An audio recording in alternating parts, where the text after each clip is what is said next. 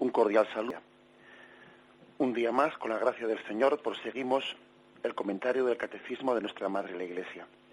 Bien, antes de entrar en una explicación de cómo fue esa evolución del sacramento de la penitencia, conviene insistir, yo creo que dar una vuelta de tuerca más, como solemos decir, a esta especie de presentación, ¿no?, del sacramento de la penitencia como combate. Porque quizás en nuestra cultura actual está muy extendido, o quizás se confunde, ¿no? Se confunde lo que es vivir en paz con hacer las paces con el pecado, hacer las paces con una cultura pues que está alejada del reino del Señor, de sus caminos.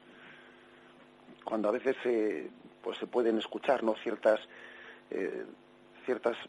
invitaciones a vivir en paz, a no complicarse la vida. Bueno, no confundamos eso con hacer las paces, con pactar con el pecado.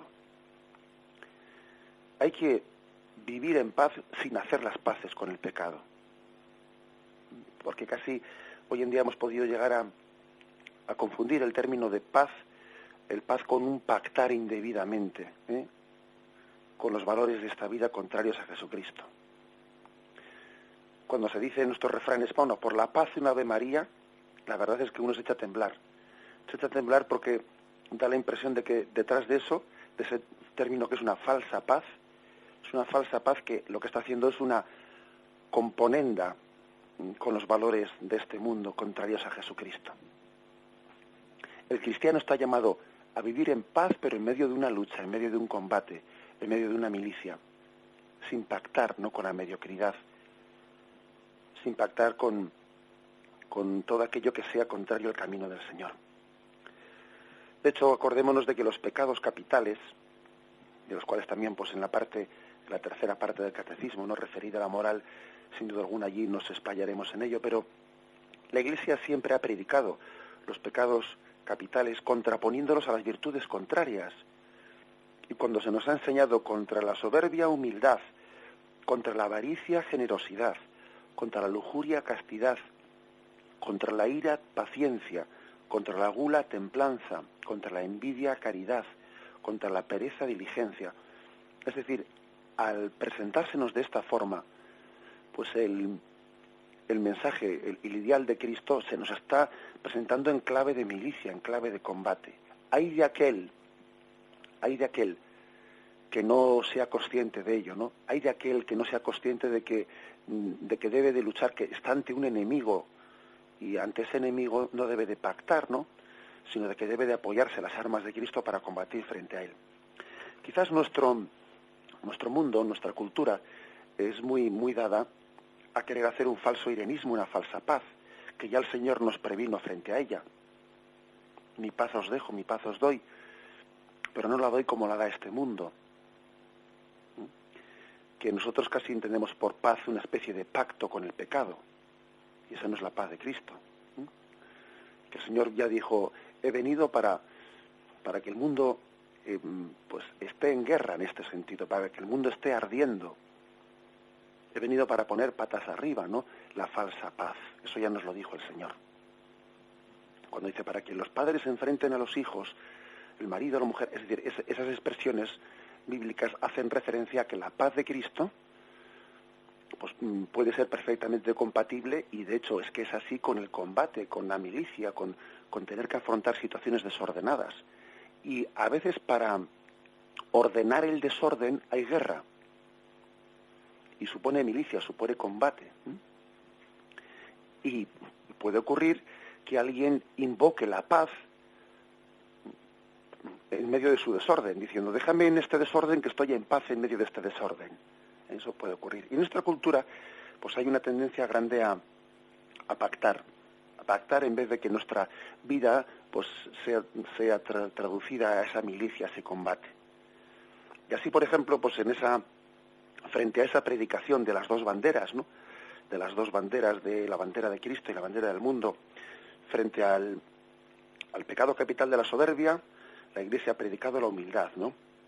Sin embargo, pues nuestra cultura tiende a hacer un pacto de decir, bueno, aquí entre soberbia y humildad vamos a mantener un orgullo digno. Un orgullo digno, un punto intermedio. Y si la Iglesia predica frente a la avaricia, generosidad. Bueno, pues nuestra cultura actual, entre avaricia y generosidad, no vamos a ser extremistas, pues vamos a mantener una sana ambición. Y si la Iglesia predica pues contra la lujuria, castidad, bueno, pues nuestra cultura predica o mantiene entre lujuria y castidad una naturalidad, una sensualidad natural, un punto intermedio, vamos, ¿no?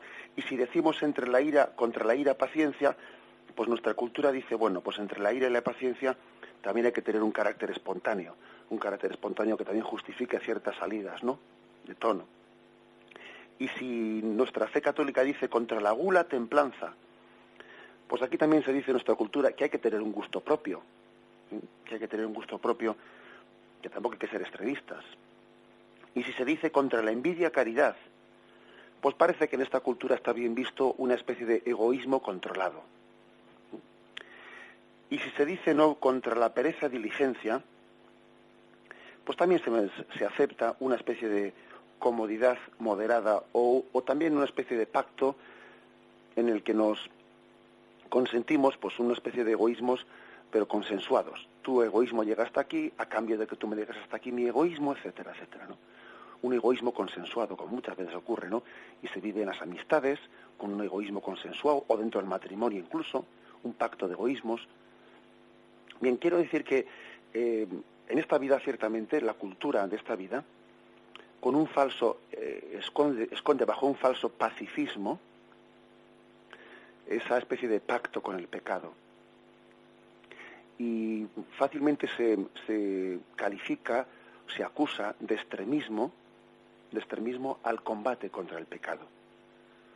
Cuando los santos no pactan con el pecado, sino que luchan frente a él, ¿no?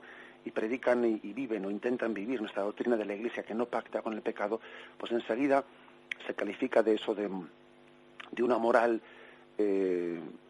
pues heroica, que eso no se le puede predicar a todo el mundo, que eso es únicamente unos carismas muy muy particulares, pero que no puede ser una moral de masas. Sin embargo, nosotros creemos que la moral que precisamente no podría ser realizable sino en Cristo, pero que en Cristo ese ideal se hace realidad. Y que con la gracia de Cristo, eso que para nosotros era imposible, ¿no?, era un ideal excesivo, la gracia de Cristo todo lo puede en nosotros, sanándonos, purificándonos, potenciándonos. Por lo tanto, este ideal no está basado en un voluntarismo, no es un voluntarismo el que está de alguna manera proclamando que el hombre tenga capacidad propia, ¿no?, una capacidad propia para llevar este ideal de santidad adelante. No. Sabemos que nuestra capacidad es limitada. Y por eso precisamente la Iglesia nos recuerda que combatimos no con unas armas meramente humanas, sino que combatimos con unas armas sobrenaturales. Y aquí es donde el catecismo da un paso para explicar por qué pues la Iglesia ha querido utilizar, o el Señor le ha iluminado a la Iglesia para ir desarrollando, ¿no?, la recepción del sacramento de la penitencia como una de las armas principales en el combate contra el mal. Bien, vamos a dejar aquí ya esta reflexión. Nos seguiremos a partir del punto 981. Bien, me despido con la bendición de Dios Todopoderoso. Padre, Hijo y Espíritu Santo, descienda sobre vosotros. Alabado sea Jesucristo.